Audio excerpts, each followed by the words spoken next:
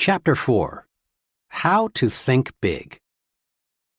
Recently, I chatted with a recruitment specialist for one of the nation's largest industrial organizations. 4 months each year, she visits college campuses to recruit graduating seniors for her company's junior executive training program. The tenor of her remarks indicated that she was discouraged about the attitudes of many people she talked with. Most days, I interview between 8 and 12 college seniors, all in the upper third of their class, all at least mildly interested in coming with us. One of the main things we want to determine in the screening interview is the individual's motivation. We want to find out if he or she is the kind of person who can, in a few years, direct major projects, manage a branch office or plant, or in some other way make a really substantial contribution to the company. I must say I'm not too pleased with the personal objectives of most of those I talk with. You'd be surprised, she went on, how many 22-year-olds are more interested in our retirement plan than in anything else we have to offer.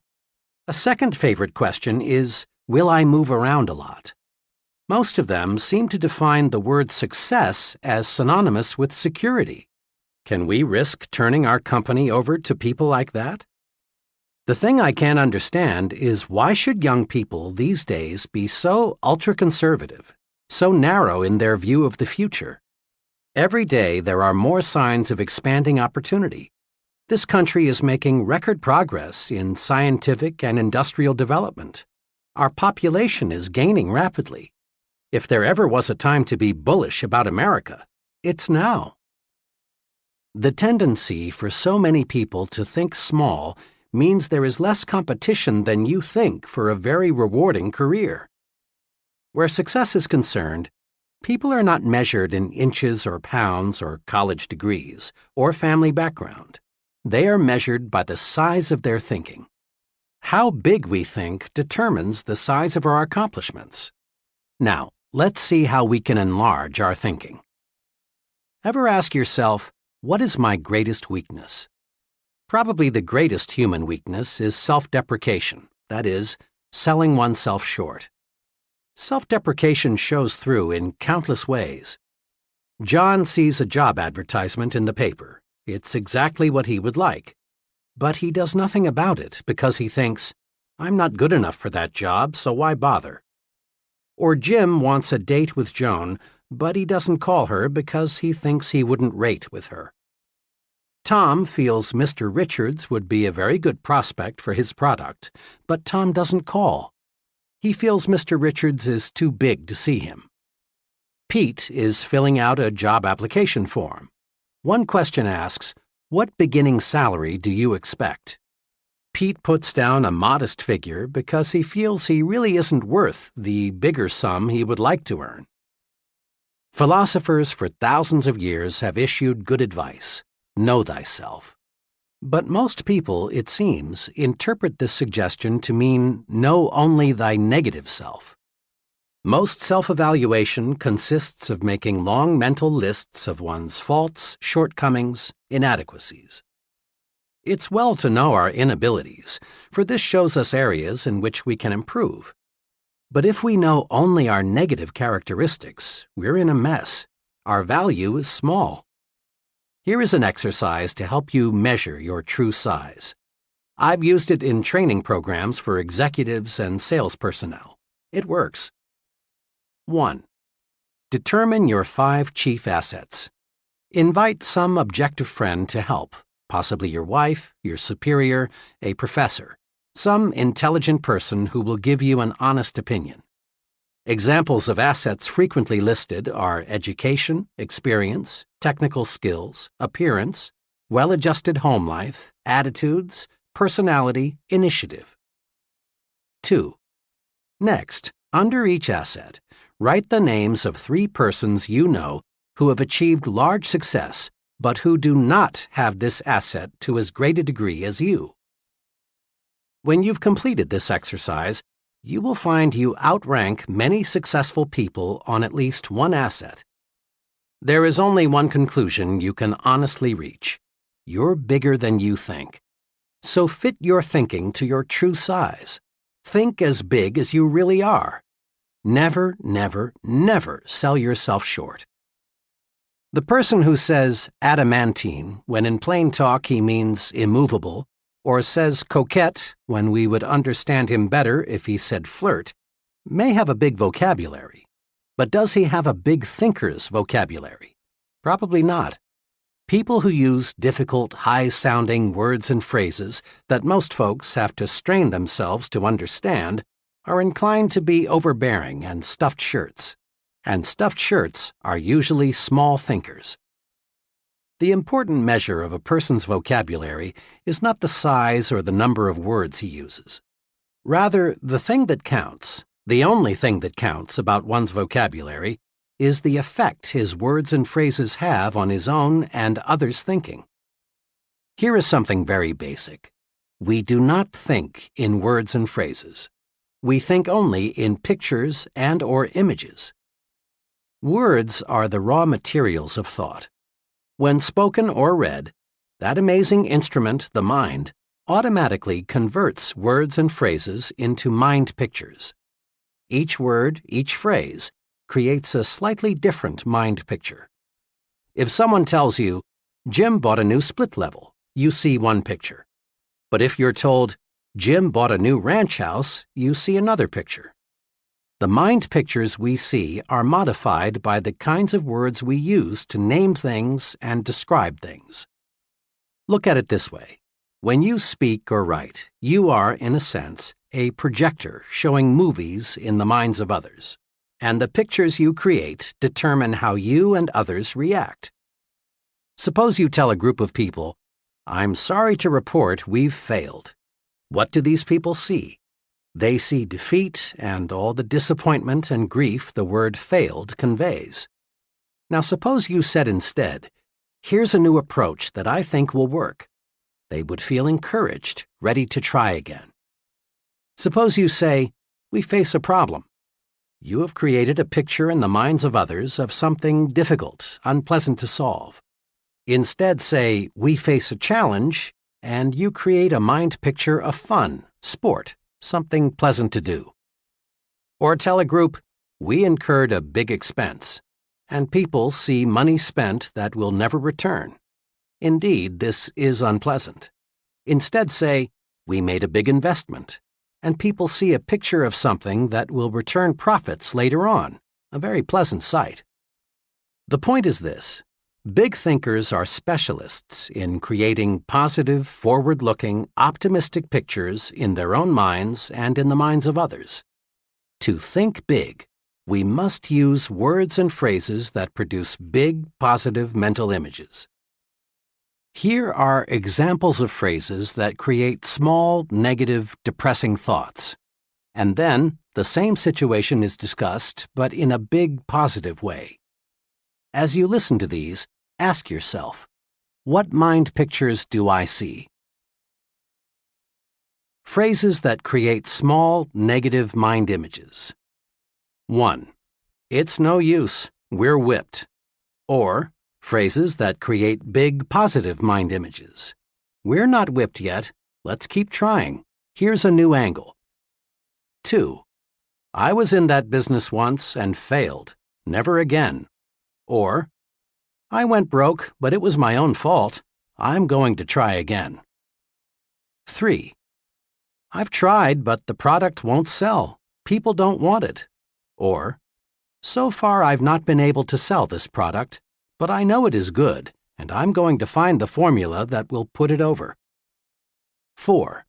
The market is saturated. Imagine, 75% of the potential has already been sold. Better get out. Or, imagine, 25% of the market is still not sold. Count me in. This looks big. 5. Their orders have been small. Cut them off. Or, their orders have been small. Let's map out a plan for selling them more of their needs. 6. 5 years is too long a time to spend before I'll get into the top ranks in your company. Count me out. Or, 5 years is not really a long time. Just think. That leaves me 30 years to serve at a high level. 7. The competition has all the advantage. How do you expect me to sell against them? Or, competition is strong, there's no denying that, but no one ever has all the advantages. Let's put our heads together and figure out a way to beat them at their own game. 8. Nobody will ever want that product. Or, in its present form, it may not be saleable, but let's consider some modifications. 9. Let's wait until a recession comes along, then buy stocks. Or, let's invest now. Bet on prosperity, not depression. 10. I'm too young, old for the job. Or, being young, old is a distinct advantage. 11. It won't work. Let me prove it. The image, dark, gloom, disappointment, grief, failure. Or, it will work. Let me prove it. The image, bright, hope, success, fun, victory. 4 ways to develop the big thinker's vocabulary. Here are 4 ways to help you develop a big thinker's vocabulary. 1. Use big, positive, cheerful words and phrases to describe how you feel. When someone asks, "How do you feel today?" and you respond with an, "I'm tired, I have a headache, I wish it were Saturday, I don't feel so good," you actually make yourself feel worse. Practice this. It's a very simple point, but it has tremendous power. Every time someone asks you, "How are you?" or "How are you feeling today?" respond with a, "Just wonderful, thanks, and you?" or say, "Great," or "Fine." Say you feel wonderful at every possible opportunity, and you will begin to feel wonderful, and bigger too. Become known as a person who always feels great. It wins friends. 2. Use bright, cheerful, favorable words and phrases to describe other people. Make it a rule to have a big, positive word for all your friends and associates. When you and someone else are discussing an absent third party, be sure you compliment him with big words and phrases like, "He's really a fine fellow. They tell me he's working out wonderfully well." Be extremely careful to avoid the petty, cut-him-down language. Sooner or later, third parties hear what's been said, and then such talk only cuts you down. 3. Use positive language to encourage others. Compliment people personally, at every opportunity. Everyone you know craves praise. Have a special good word for your wife or husband every day. Notice and compliment the people who work with you. Praise, sincerely administered, is a success tool. Use it. Use it again and again and again. Compliment people on their appearance, their work, their achievements, their families. 4. Use positive words to outline plans to others. When people hear something like this, "Here is some good news, we face a genuine opportunity," their minds start to sparkle. But when they hear something like, "Whether we like it or not, we've got a job to do," the mind movie is dull and boring, and they react accordingly. Promise victory and watch eyes light up. Promise victory and win support. Build castles. Don't dig graves. See what can be, not just what is. Big thinkers train themselves to see not just what is, but what can be. Here are 4 examples to illustrate this point. 1. What gives real estate value? A highly successful realtor who specializes in rural property shows what can be done if we train ourselves to see something where little or nothing presently exists. "Most of the rural property around here," my friend began, "is run down and not very attractive. I'm successful because I don't try to sell my prospects a farm as it is. I develop my entire sales plan around what the farm can be. Simply telling the prospect, the farm has XX acres of bottom land and XX acres of woods and is XX miles from town, doesn't stir him up and make him want to buy it. But when you show him a concrete plan for doing something with the farm, he's just about sold. Here, let me show you what I mean. He opened his briefcase and pulled out a file. This farm, he said, is a new listing with us. It's like a lot of them. It's 43 miles from the center of the metropolitan area. The house is run down, and the place hasn't been farmed in 5 years. Now here's what I've done. I spent 2 full days on the place last week, just studying it. I walked over the place several times. I looked at neighboring farms. I studied the location of the farm with respect to existing and planned highways. I asked myself, what's this farm good for? I came up with 3 possibilities. Here they are. He showed them to me. Each plan was neatly typed and looked quite comprehensive. One plan suggested converting the farm into a riding stable. The plan showed why the idea was sound: a growing city, more love for the outdoors, more money for recreation, good roads. The plan also showed how the farm could support a sizable number of horses so that the revenue from the rides would be largely clear. The whole riding stable idea was very thorough, very convincing. The plan was so clear and convincing, I could see a dozen couples riding horseback through the trees. In similar fashion, this enterprising salesman developed a second thorough plan for a tree farm and a third plan for a combination tree and poultry farm. Now, when I talk with my prospects, I won't have to convince them that the farm is a good buy as it is. I help them to see a picture of the farm changed into a money-making proposition. Besides selling more farms and selling them faster, my method of selling the property for what it can be pays off in another way. I can sell a farm at a higher price than my competitors. People naturally pay more for acreage and an idea than they do for just acreage. Because of this, more people want to list their farms with me, and my commission on each sale is larger. The moral is this: look at things not as they are, but as they can be. Visualization adds value to everything. A big thinker always visualizes what can be done in the future. He isn't stuck with the present. 2. How much is a customer worth? A department store executive was addressing a conference of merchandise managers. She was saying, "I may be a little old-fashioned, but I belong to the school that believes the best way to get customers to come back is to give them friendly, courteous service." One day I was walking through our store when I overheard a salesperson arguing with a customer. The customer left in quite a huff. Afterward, the salesperson said to another, "I'm not going to let a $1.98 customer take up all my time and make me take the store apart trying to find him what he wants. He's simply not worth it." I walked away, the executive continued, but I couldn't get that remark out of my mind. It is pretty serious, I thought, when our salespeople think of customers as being in the $1.98 category. I decided right then that this concept must be changed. When I got back to my office, I called our research director and asked him to find out how much the average customer spent in our store last year. The figure he came up with surprised even me. According to our research director's careful calculation, the typical customer spent $362 in our establishment.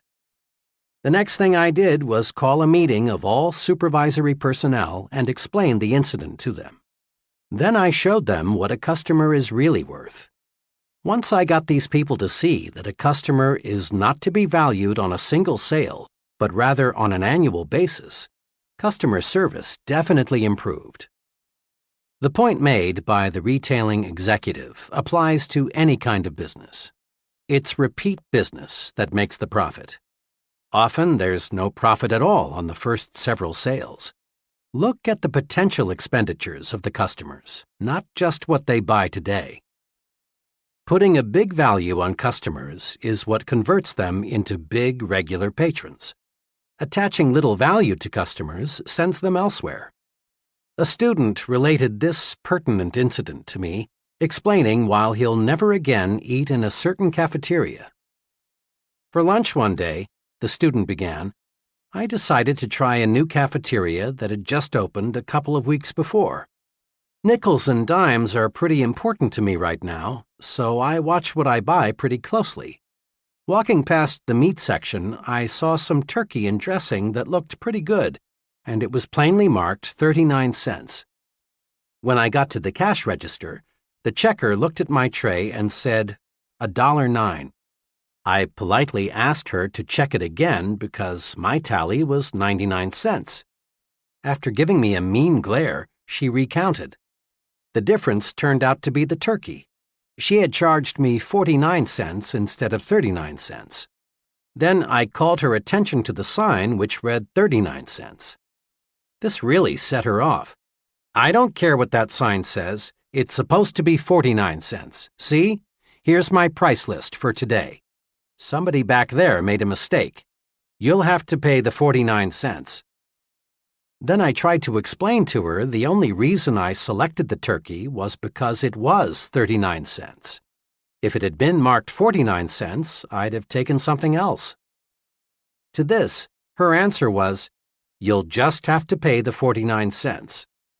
I did because I didn't want to stand there and create a scene. But I decided on the spot that I'd never eat there again. I spend about $250 a year for lunches, and you can be sure they'll not get 1 penny of it. There's an example of the little view. The checker saw one thin dime, not the potential $250. 3. The case of the blind milkman. It's surprising how people sometimes are blind to potential. A few years ago, a young milkman came to our door to solicit our dairy business. I explained to him that we already had milk delivery service, and we were quite satisfied. Then I suggested that he stop next door and talk to the lady there. To this he replied, "I've already talked to the lady next door, but they use only 1 quart of milk every 2 days, and that's not enough to make it worthwhile for me to stop." "That may be," I said, "but when you talked to our neighbor, did you not observe that the demand for milk in that household will increase considerably in a month or so? There will be a new addition over there that will consume lots of milk." The young man looked for a moment like he had been struck, and then he said, "How blind can a guy be?" Today, that same 1 quart every 2 days family buys 7 quarts every 2 days from a milkman who had some foresight. That first youngster, a boy, now has 2 brothers and 1 sister, and I'm told there'll be another young one soon. How blind can we be? See what can be, not just what is. The schoolteacher who thinks of Jimmy only as he is, an ill-mannered, backward, uncouth brat, certainly will not aid Jimmy's development. But the teacher who sees Jimmy not as he is now, but as he can be, she'll get results. Most folks driving through Skid Row see only broken-down stumble-bums hopelessly lost to the bottle. A few devoted people see something else in the Skid Rowite. They see a reconstructed citizen. And because they see this, they succeed in many cases in doing an excellent rehabilitation job. 4. What determines how much you're worth? After a training session a few weeks ago, a young man came to see me and asked if he could talk with me for a few minutes. I knew that this young fellow, now about 26, had been a very underprivileged child. On top of this, he had experienced a mountain of misfortune in his early adult years. I also knew that he was making a real effort to prepare himself for a solid future. Over coffee, we quickly worked out his technical problem, and our discussion turned to how people who have few physical possessions should look toward the future. His comments provide a straightforward, sound answer. I've got less than $200 in the bank. My job as a rate clerk doesn't pay much, and it doesn't carry much responsibility. My car is 4 years old, and my wife and I live in a cramped second-floor apartment. But, Professor, he continued, I'm determined not to let what I haven't got stop me. That was an intriguing statement, so I urged him to explain. It's this way, he went on. I've been analyzing people a lot lately, and I've noticed this. People who don't have much look at themselves as they are now. That's all they see. They don't see a future. They just see a miserable present. My neighbor is a good example. He's continually complaining about having a low-paid job, the plumbing that's always getting fouled up, the lucky breaks somebody else just got, the doctor bills that are piling up. He reminds himself so often that he's poor that now he just assumes that he's always going to be poor. He acts as if he were sentenced to living in that broken-down apartment all the rest of his life. My friend was really speaking from the heart, and after a moment's pause he added, "If I looked at myself strictly as I am, old car, low income, cheap apartment, and hamburger diet, I couldn't help but be discouraged. I'd see a nobody, and I'd be a nobody for the rest of my life. I've made up my mind to look at myself as the person I'm going to be in a few short years. I see myself not as a rate clerk, but as an executive. I don't see a crummy apartment. I see a fine new suburban home. And when I look at myself that way, I feel bigger and think bigger. And I've got plenty of personal experiences to prove it's paying off." Isn't that a splendid plan for adding value to oneself? This young fellow is on the expressway to really fine living. He's mastered this basic success principle. It isn't what one has that's important. Rather, it's how much one is planning to get that counts. The price tag the world puts on us is just about identical to the one we put on ourselves. Here is how you can develop your power to see what can be, not just what is. I call these the practice adding value exercises. 1. Practice adding value to things. Remember the real estate example. Ask yourself, what can I do to add value to this room or this house or this business? Look for ideas to make things worth more. A thing, whether it be a vacant lot, a house, or a business, has value in proportion to the ideas for using it. 2. Practice adding value to people. As you move higher and higher in the world of success, more and more of your job becomes people development. Ask, what can I do to add value to my subordinates? What can I do to help them to become more effective? Remember, to bring out the best in a person, you must first visualize his best. 3. Practice adding value to yourself. Conduct a daily interview with yourself. Ask, what can I do to make myself more valuable today? Visualize yourself not as you are, but as you can be. Then specific ways for attaining your potential value will suggest themselves. Just try and see. A retired owner-manager of a medium-sized printing company, 60 employees, explained to me how his successor was picked. 5 years ago, my friend began, I needed an accountant to head up our accounting and office routine. The fellow I hired was named Harry and was only 26. He knew nothing about the printing business, but his record showed he was a good accountant. Yet, a year and a half ago, when I retired, we made him president and general manager of the company. Looking back on it, Harry had one trait that put him out in front of everyone else. Harry was sincerely and actively interested in the whole company, not just writing checks and keeping records. Whenever he saw how he could help other employees, he jumped right in. The first year Harry was with me, we lost a few men. Harry came to me with a fringe benefit program which he promised would cut down turnover at low cost, and it worked. Harry did many other things too, which helped the whole company, not just this department. He made a detailed cost study of our production department and showed me how a $30,000 investment in new machinery would pay off. Once we experienced a pretty bad sales slump. Harry went to our sales manager and said, in effect, I don't know much about the sales end of the business, but let me try to help. And he did. Harry came up with several good ideas, which helped us sell more jobs. When a new employee joined us, Harry was right there to help the fellow get comfortable. Harry took a real interest in the entire operation. When I retired, Harry was the only logical person to take over. But don't misunderstand, my friend continued. Harry didn't try to put himself over on me. He wasn't a mere meddler. He wasn't aggressive in a negative way. He didn't stab people in the back, and he didn't go around giving orders. He just went around helping. Harry simply acted as if everything in the company affected him. He made company business his business. We can all learn a lesson from Harry. The "I'm doing my job and that's enough" attitude is small, negative thinking. Big thinkers see themselves as members of a team effort, as winning or losing with the team, not by themselves. They help in every way they can, even when there is no direct and immediate compensation or other reward. The fellow who shrugs off a problem outside his own department with the comment, "Well, that's no concern of mine, let them worry about it," hasn't got the attitude it takes for top leadership. Practice this.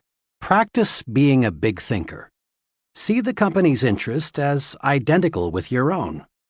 Probably only a very few persons working in large companies have a sincere, unselfish interest in their company. But after all, only a relatively few persons qualify as big thinkers, and these few are the ones eventually rewarded with the most responsible, best-paying jobs. Many potentially powerful people let petty, small, insignificant things block their way to achievement. Let's look at 4 examples. 1. What does it take to make a good speech? Just about everyone wishes he had the ability to do a first-class job of speaking in public. But most people don't get their wish. Most folks are lousy public speakers. Why? The reason is simple. Most people concentrate on the small, trivial things of speaking at the expense of the big, important things. In preparing to give a talk, most people give themselves a host of mental instructions, like, I've got to remember to stand straight. Don't move around and don't use your hands. Don't let the audience see you use your notes. Remember, don't make mistakes in grammar, especially don't say, for he and I. Say, for him and me. Be sure your tie is straight. Speak loud, but not too loud, and so on and so on. Now, what happens when the speaker gets up to speak? He's scared because he's given himself a terrific list of things not to do. He gets confused in his talk and finds himself silently asking, have I made a mistake? He is, in brief, a flop. He's a flop because he concentrated on the petty, trivial, relatively unimportant qualities of a good speaker and failed to concentrate on the big things that make a good speaker. Knowledge of what he's going to talk about and an intense desire to tell it to other people. The real test of a speaker is not did he stand straight or did he make any mistakes in grammar, but rather did the audience get the points he wanted to put across. Most of our top speakers have petty defects. Some of them even have unpleasant voices. Some of the most sought-after speakers in America would flunk a speech course taught by the old negative, don't do this and don't do that method. Yet all these successful public speakers have one thing in common. They have something to say, and they feel a burning desire for other people to hear it. Don't let concern with trivia keep you from speaking successfully in public. 2. What causes quarrels? Ever stop to ask yourself just what causes quarrels? At least 99% of the time, quarrels start over petty, unimportant matters like this.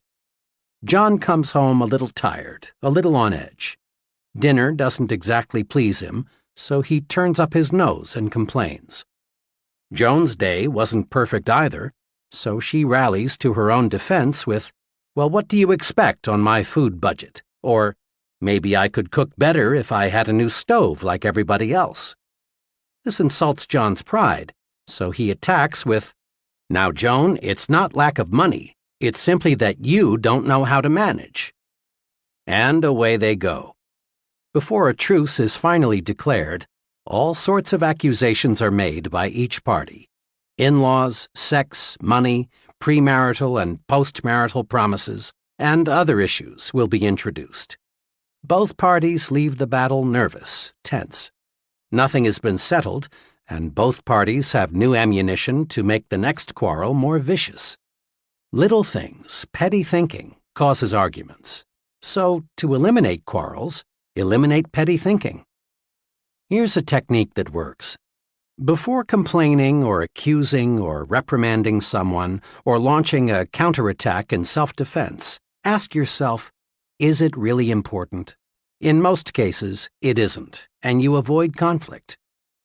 Ask yourself, is it really important if he or she is messy with cigarettes or forgets to put the cap on the toothpaste or is late coming home?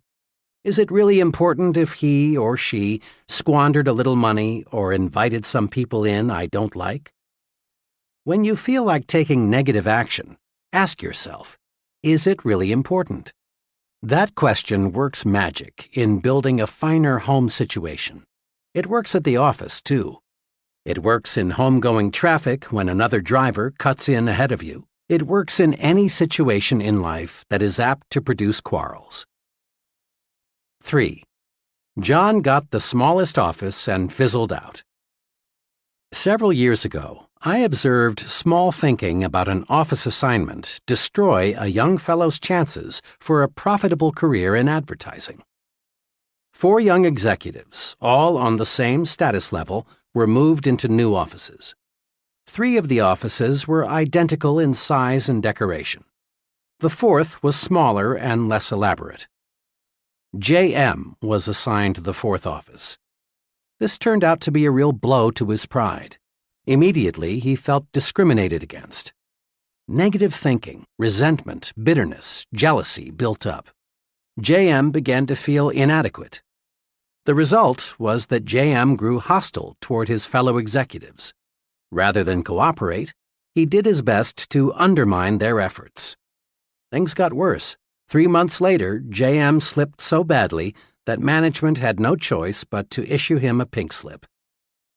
Small thinking over a very small matter stopped J.M. In his haste to feel he was discriminated against, J.M. failed to observe that the company was expanding rapidly and office space was at a premium. He didn't stop to consider the possibility that the executive who made the office assignments didn't even know which one was the smallest. No one in the organization, except J.M., regarded his office as an index of his value. Small thinking about unimportant things, like seeing your name last on the department route sheet or getting the 4th carbon of an office memo, can hurt you. Think big, and none of these little things can hold you back. 4.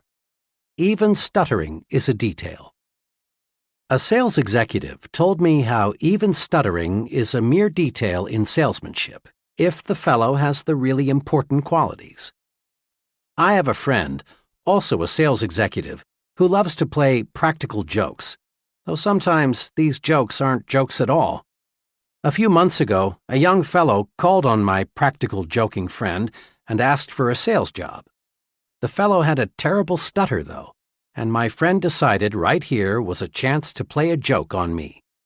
So the friend told the stammering applicant that he wasn't in the market for a salesman right now, but one of his friends, me, had a spot to fill. Then he phoned me, and boy did he give this fellow a build-up. Not suspecting anything, I said, "Send him right over." 30 minutes later, in he walked. The young fellow hadn't said 3 words before I knew why my friend was so eager to send him over. I'm Jack R., he said. Mr. X sent me over to talk to you about a job. Almost every word was a struggle. I thought to myself, this guy couldn't sell a dollar bill for 90 cents on Wall Street. I was sore at my friend, but I really felt sorry for this fellow. So I thought the least I could do was to ask him some polite questions while I thought up a good excuse as to why I couldn't use him.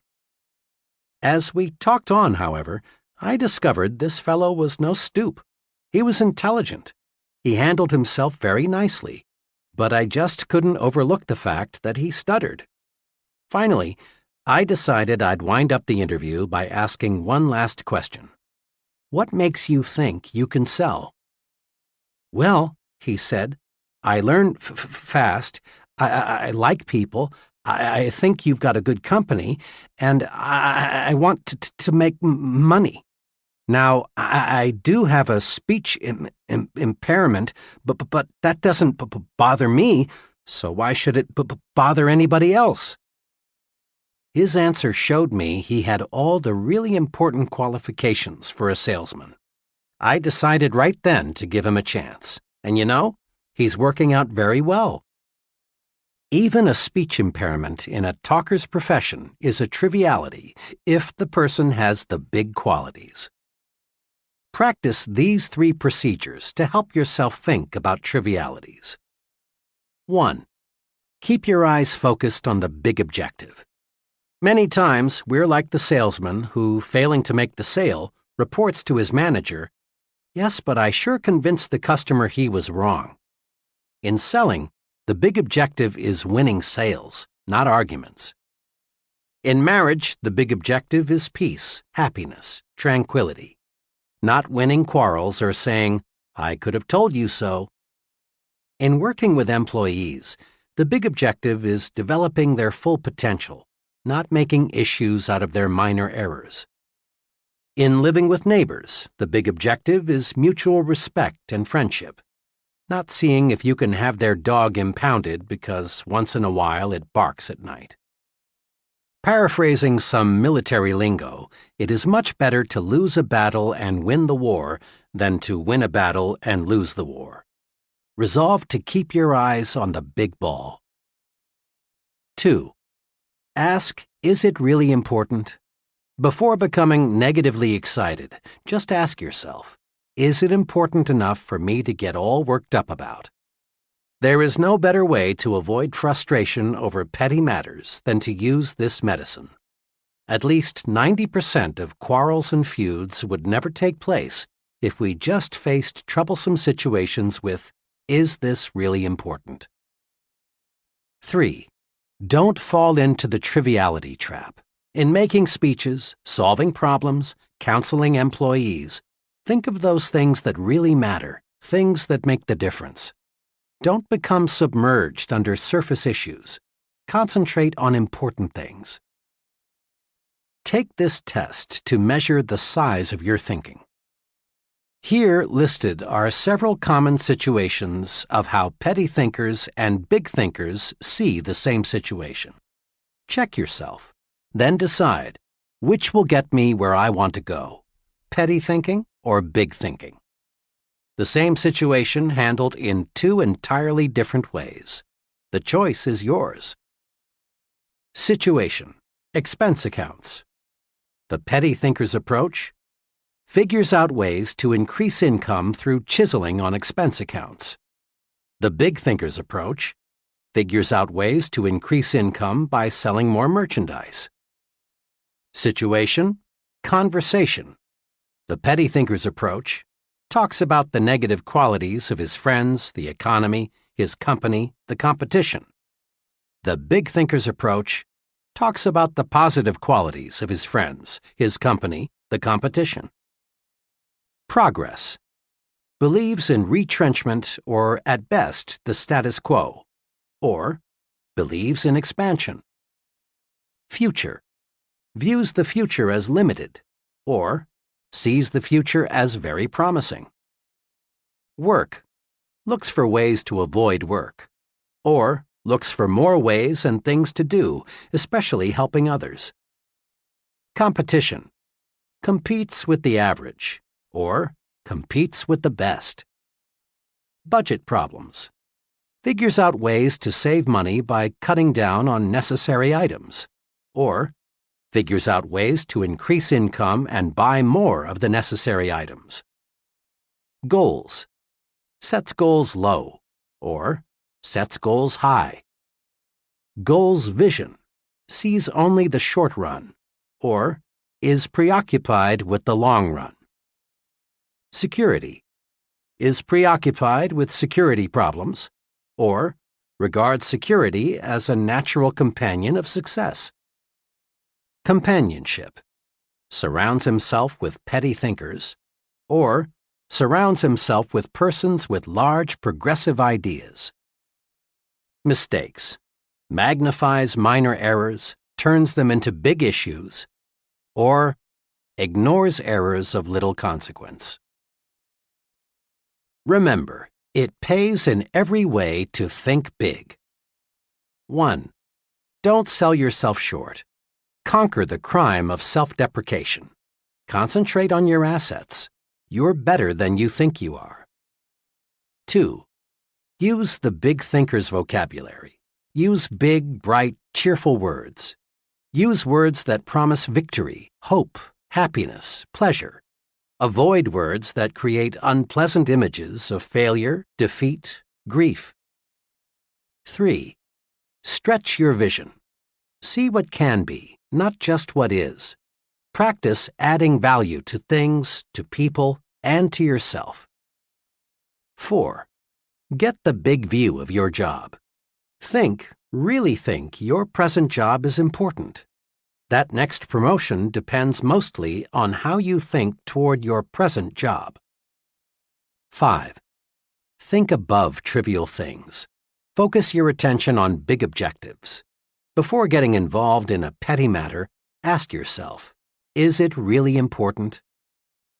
Grow big by thinking big.